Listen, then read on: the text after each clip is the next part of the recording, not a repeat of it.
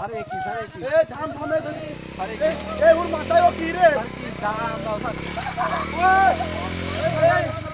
এই ওকে ওকে ধরো ধরো ধরো মাথায় দাম দাও এ আমার অস্ত্র পড়ে গেছে